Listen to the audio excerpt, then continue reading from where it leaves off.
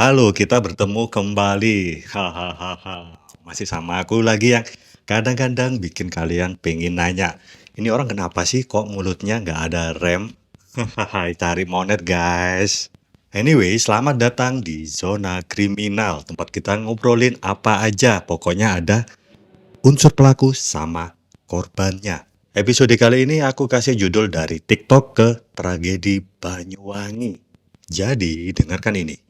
Di Banyuwangi, ada kasus yang bikin aku geleng-geleng kepala. Bayangin ya, bayang no. Cuma gara-gara komentar di live TikTok, seorang pemuda kehilangan nyawa. Yes, you heard that right. Nyawa. Ini bukan drama sinetron, ini real life. Nama korbannya Wiryadianto, umur 20 tahun. Ditusuk gara-gara komen di TikToknya seorang biduan. Biduan guys, biduan. Pelakunya pacarnya si biduan, Kuncoro. Dan ceritanya, lebih rumit dari plot film horor murahan. Siap-siap ya, kita masuk ke drama yang bikin aku pengen bilang, ya Tuhan, orang-orang ini kenapa sih nggak meditasi aja di Ubud daripada ribut di TikTok?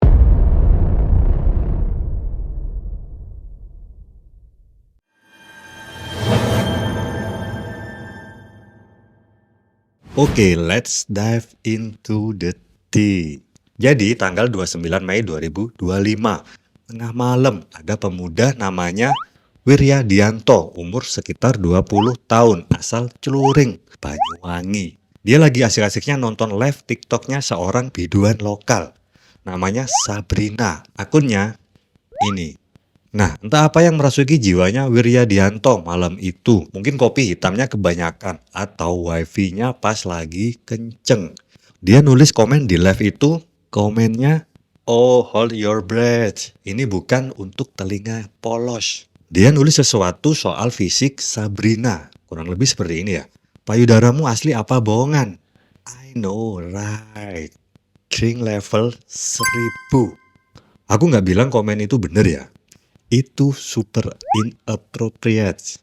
Kalau aku jadi Sabrina, mungkin aku cuma bilang, bro, kamu nanya kayak gitu itu cermin dulu gak sih? Tapi Sabrina gak santai kayak aku guys. Dia langsung screenshot komenan itu dan lapor ke pacarnya. Kuncoro Dedi, umur 22 tahun. Dan Kuncoro, dia gak main-main. Ini cowok tipe, jangan sentuh pacarku, nanti ku sentuh pakai kerambit. Serius deh, ini red flag sepanjang Jalan Ijen. Kuncoro langsung detektif mode on. Cari tahu nomor WhatsApp Wiryadianto lewat komen, lewat temen. Dia hubungin korban, ngajak ketemuan buat klarifikasi. Mereka janjian di warung Estelar di Dusun Gembolo, Gambiran. Tanggal 31 Mei, jam 10 malam. Sabrina juga ikut nongkrong di warung itu bareng dua temennya. Udah kayak nungguin drama Netflix season baru nih. Tapi plot twistnya, Kuncoro datang bawa kerambit. Yes, senjata tajam, bukan seblak buat cemilan. Pas Wiryadianto datang, niatnya cuma mau jelasin maksud komennya. Tapi Kuncoro nggak mood untuk diajak diskusi. Langsung tendang dada Wiryadianto, terus tusuk pakai kerambit di dada kanan. Lukanya 8 cm lebar. 5 cm dalam, sampai robek paru-parunya. Wiryadianto ambruk, kehabisan darah, dan meski dibawa ke RS, nyawanya nggak tertolong. Bayangin ya, bayang no. Cuma gara-gara komen di TikTok, seorang anak tunggal pergi selamanya. Kalau ini film, aku bakal kasih rating bintang 1 aja deh. Soalnya apa? Soalnya endingnya nggak manusiawi banget.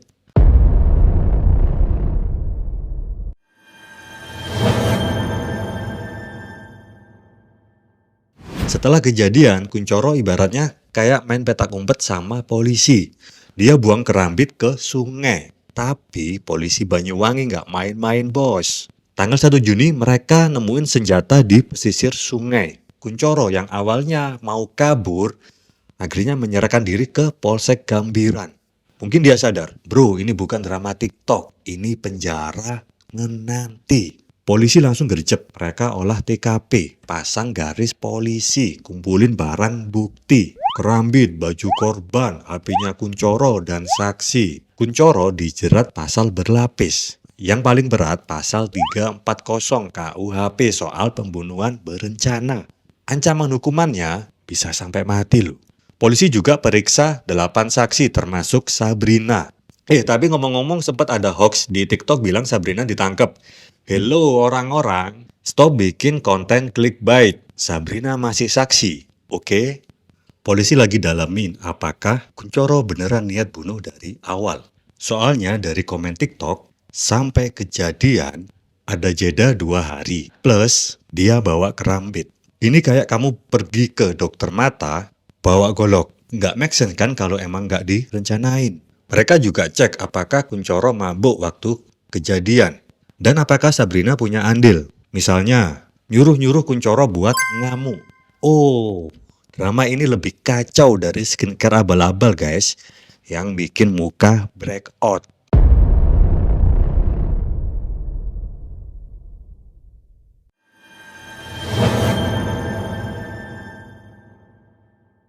Oke, sekarang kita serius dikit ya.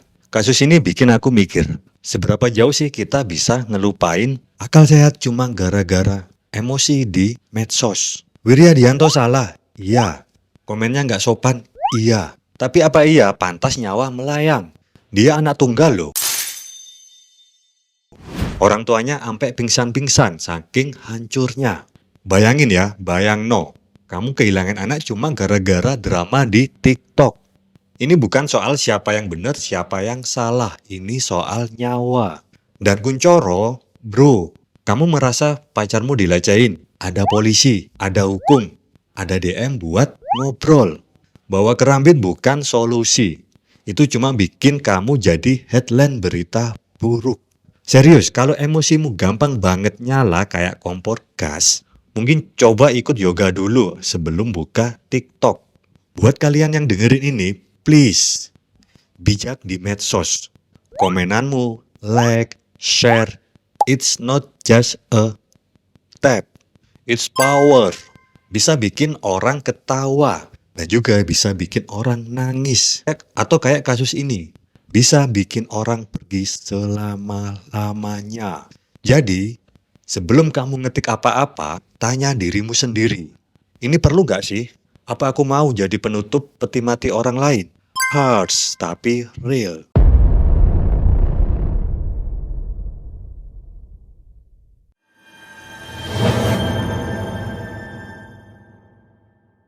Oke, itu tadi cerita dari Banyuwangi yang bikin aku pengen nutup TikTok sehari penuh. Kayak iya. Tapi serius, kasus ini remember buat kita semua. Medsos itu cuma alat. Jangan sampai jadi senjata. Thanks udah dengerin sampai sejauh ini. Terharu. Jangan lupa follow, share, dan kasih love ke orang-orang tersayang. Bukan head comment TikTok. Dan pastikan kalian subscribe channel ini agar lebih bisa slow dalam bersosial media. Sampai ketemu di episode berikutnya dan jaga jarimu di keyboard, oke? Aku Berio, masih bersama Zona Kriminal.